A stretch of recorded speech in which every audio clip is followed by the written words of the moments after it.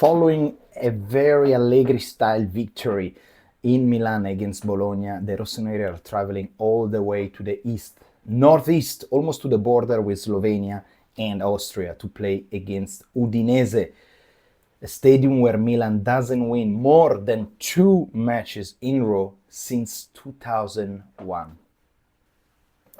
Now, we are playing away, so remember that the Curva will be present, they will be singing, so they will have the support of the Rossoneri. 100,000 people, the city located in the region of Friuli, Venezia, Giulia. You will see that on the sponsor of the Udinese, okay? Over there they speak, of course, Italian, but they have a mixture of language from the surrounding country. So they have a little bit of Slovenian language, I don't know how you say that, Slovak, I don't know. A little bit of German dialects, but a little bit of Venetian as well. And they have their own dialect, which is called the Friulian. Per dire ciao, come stai? In friulano si dice cemut le bighe. Cemut le bighe. Cemut le bighe. Because there is a mix of mountains and flatland, of course it's perfect for the wine, it's perfect for the prosciutto. I didn't even know the actual prosciutto San Daniele, which is one of the most famous Italian prosciutto, it is from Friuli. I didn't know. I thought it was from Emilia-Romagna, from Tuscany or so on. But the San Daniele prosciutto is actually from Friuli. And unlike the Parma ham, San Daniele has a slightly sweeter, more delicate flavor, thanks to the unique microclimate where the cool winds from the Alps meet the warmer Adriatic breezes. Wow! What is interesting in Udine, even though it's a city of only 100,000 people, somehow they managed to stay every single year in Serie A. I don't know how.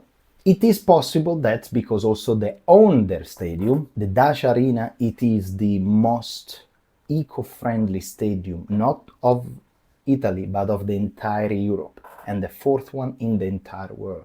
So apparently because they have tons of solar panel on top, and they use a high efficiency LED light system. The latest Supercoppa Europea in between Tottenham and PSG, it was played in the Dacia Arena in Italy. Stadium that unfortunately wasn't able to host in my opinion, the 2 top stars of Udinese, especially in between 2006 to 2011, which is Alexis Sanchez prime and Antonio Di Natale prime. You know what I mean? Like, those guys, they were wild.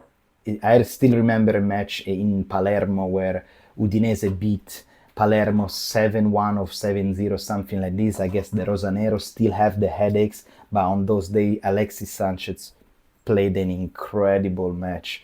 And throughout all the season, scoring roughly, I remember well, 11 or 12 goals on the season, but the style, the quality of work rate of Alexis Sanchez, it was massive. And the following year, he actually has been bought by Barcelona. But the real top gun of Udinese, of course, it is Totò Di Natale, a real baller that scored something like 150 goals in Serie a real classic player, actually from the south of Italy, came up in the north and fell in love with the city, with the environment, with the prosciutto, with the vino, and with the crowd of Udine. He found his own environment, and whenever he was playing against Milan, he was always scoring bangers only. Unbelievable Totò Di Natale. Another couple of names that I actually remember now from Udinese, if you remember well, they are actually connected to Milan. They are Oliver Bierhoff, that started his career in Italy at Udinese and then came to Milan, and then he scored something like 110, 120 goals in Serie A, something like this. And then, of course, the coach, Zaccheroni, that before playing and winning the Scudetto in Milan, he was actually coaching Udinese. So we have this memory of Udine, really, really, really good. The Curva, the fan supporters, they have a very, very close relationship, especially with Salzburg, an Austrian team. And also with randomly Arezzo, which is a city in the middle of Italy. Fans lately, they really, especially when they face Milan, they didn't have a great feelings, in my opinion. They didn't have a great welcome to Mike Maignan, if you know what I mean. A couple of years ago, there was a scandal where Mike Maignan wanted to leave the football pitch because apparently some of the Udinese fans, they were screaming, yelling some racist comments over Mike, and there was a situation pretty bad. Eventually they find out who was this fan, and he's been banned from the stadium, I guess forever. So in fact, if we go into the head-to-head, we can see at Udine that Milan last year won 4-0, the year before 2-3, and then we got a couple of lost with Udinese Milan 3-1, Udinese Milan 1-1, Udinese Milan 1-2, Udinese 1 Milan 0, and as I mentioned in the beginning of the video, the only time that Milan won 3 matches in a row away in Udine, it was back in 2001. Now, Udinese, they start the campionato with a draw in Udine against Verona, and then they got an incredible victory against Inter in San Siro, following another victory against Pisa in Pisa. Now, with the new coach, Costa Runjak, a German that previously was leading the Legia Varsavia, Udinese is not losing a single match since 8 matches in a row. This is gonna be the lineup for Milan against Udinese. Now, let me tell you, I'm full of doubts watching this lineup. Let me read it to you. We're playing again with this 3-5-2 with Terracciano, Tomori, Gabbia, De Winter, Estupinian, Rabiot, Modric, Loftus-Cheek, Selemakers, Pulisic, and Jimenez. I have plenty of questions, in my opinion, on this lineup because, of course, Terracciano, you know, Mike is not available. Terracciano is our second goalkeeper, so we don't know how he's gonna be. Hopefully, the defense can be solid like what we saw against Bologna.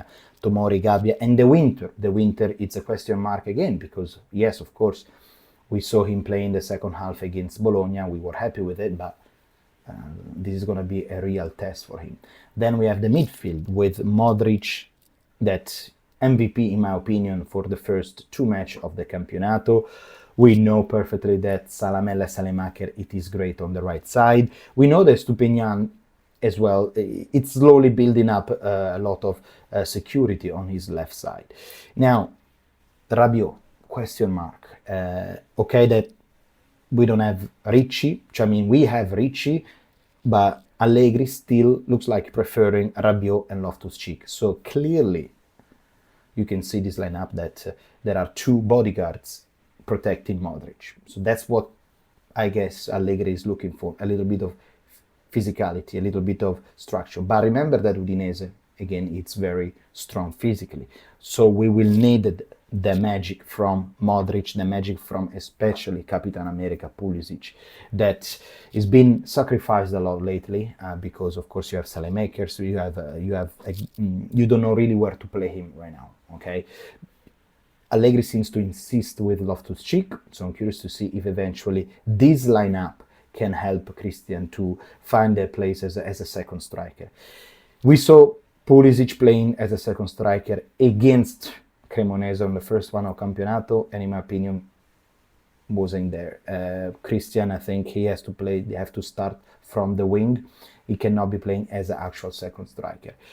And then we have the biggest doubt above everyone, which is Santi Jimenez. Santi Jimenez, I think this is, once again, I hope that is going to be his match, because we need the striker goals. We cannot just wait Leao to come back. Also because Leao is not a pure striker, a first striker, right? So we will see. I hope so. I'm not expecting a goal fest. Well, actually, you know what? I'm not gonna say what I'm expecting, because every single time I say I'm expecting a goal fest, then the match finish without goal. When every time I say it's gonna be a quiet match, it's gonna be freaking fireworks. So I hope it's gonna be a good match. I hope you like the video. I hope that Milan wins, and that's it. See you to the next one. Believe.